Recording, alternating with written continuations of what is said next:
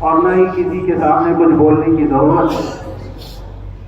حالات تو ایسے تھے کہ جو نان مسلم تھے وہ بھی ہمیں جیل میں دیکھ کر یہی کہتے تھے کہ آپ ہی نے کہا یہ فلاں بات۔ ہم نے کہا اللہ تبارک و تعالیٰ نے تم کو بھی یاد کرا دیا۔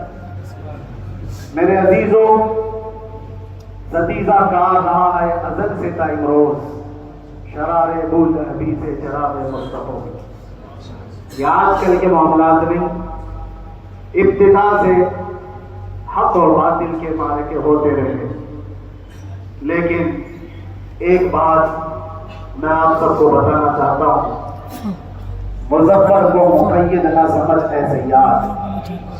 سیدنا مظفر حسین کچوچوی رحمۃ اللہ تعالیٰ علیہ جیل گئے تھے، قید میں تھے، تب انہوں نے یہ شعر کہا تھا کہ مظفر کو مقید نہ سمجھ اے سیاد، میری یہ اسیری بھی سنت آبائی ہے۔ میرے آبا و اجداد کی سنت ہے جس پر میں عمل کر کے آ رہا ہوں، میرے بزرگوں کی یہ سنت تھی۔ بہرحال جن کو جس راستے سے مجھے گزارنا تھا، لوگوں کے دلوں میں یہ ٹھنڈک تھی شاید کہ زبان بند کر کے چند دنوں کے لیے قید کر دیا جائے، مگر میرا عقیدہ یہ تھا کہ اللہ تبارک و تعالیٰ جب تک چاہے کہ کوئی اس کے لیے پابندی نہیں کر لگا سکتا۔ وَإِن يَمْسَسْكَ اللَّهُ بِضُرٍّ فَلَا كَاشِفَ لَهُ إِلَّا هُوَ۔ رب تعالیٰ فرماتا ہے اگر اللہ تعالیٰ تمہیں کوئی مصیبت دے تو اس کے علاوہ کوئی ٹال نہیں سکتا۔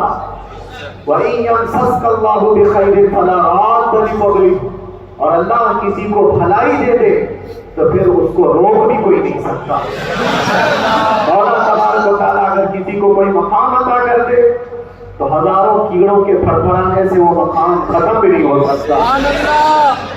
اللہ تبارک و تعالیٰ جس کو بڑھانا چاہے اس کے لیے کوئی راستہ رکاوٹ نہیں بن سکتا۔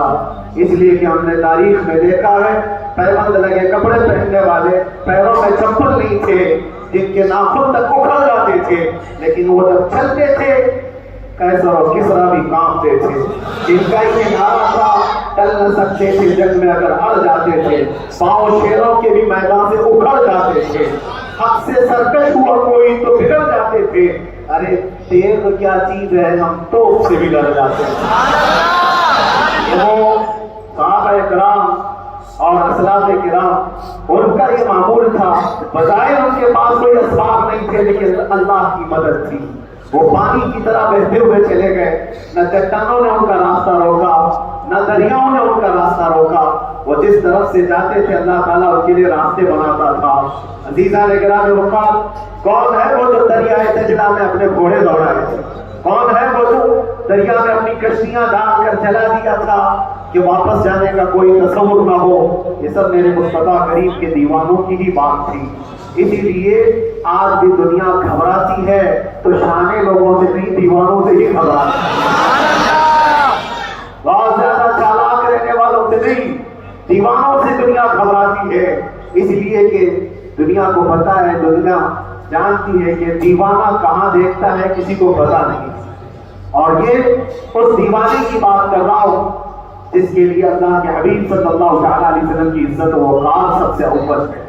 عزیزان گرامی اوقات، آج آپ کے سامنے حاضر آیا، یہ میرے استاد گرامی مربی، استاد الاساتذہ، برادر گرامی حضرت العلامہ مفتی زبیر احمد صاحب قبلہ ادام اللہ حفاظہ، جنہوں نے دن رات ایک کر دیے تھے۔ میرے خیال سے 8 مہینے میں جتنے ان کے بال سفید ہوئے اس سے زیادہ نہیں ہوئے ہوتے۔ صرف اس لیے نہیں کہ ایک بھائی کے لیے، اس لیے بھی لڑ رہے تھے کہ ایک عالم کے لیے جس سے دین کا بہت سارا حصہ وابستہ ہے۔ ان کی محنتیں رائے گاہ نہ گئی۔ بہت سارے میرے احباب و قربا، خاص طور پر مدن پورہ اور بکرولی سے، جنہوں نے اپنے گھر بار چھوڑ کر میرے لیے دوڑتے بھاگتے رہے۔ اللہ رب العزت اس بات کا شاہد ہے، ایک دن اندر میں نے سب کے لیے دعائیں کی، اور ایسا نہیں کہ کوئی دن بھولا جاتا، اور باہر کی ہمیشہ یہ خبریں آتی رہتی کہ حالات کیسے کے کیسے ہوتے جا رہے ہیں۔ کبھی اگر گھبراہٹ اور بے چینی ہوتی کہ میرے عزیزوں صرف ایک ہی بات ہمارے پاس تھی علاج کے لیے، ایک ہی علاج تھا۔ جب بے چینی بڑھ جاتی، اپنوں سے رابطہ نہیں ہو پاتا اور کسی کے خبر نہ پہنچتی، کھانے پینے کی تکلیفیں، رہنے سہنے کی مصیبتیں جب سر پر آتی تو ایک ہی علاج تھا، ان کے نثار کوئی کیسے ہی رنج میں، ان کے نثار کوئی کیسے ہی رنج میں ہو، جب یاد آ گئے ہیں سب غم بھلا دیے، جب یاد آ گئے ہیں سب غم بھلا دیے ہیں۔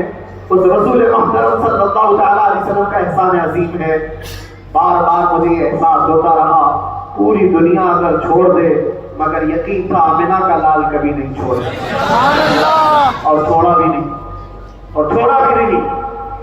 ہر رات جو ہمارا معمول تھا، ہم نے جو دیکھا، ہماری پچھلی زندگی میں ہم نے اتنے عجائبات نہیں دیکھے ہوں گے جو 8 مہینے کے اندر ہم نے دیکھے۔ نبی پاک صلی اللہ علیہ وسلم کی انعامات و اکرامات رب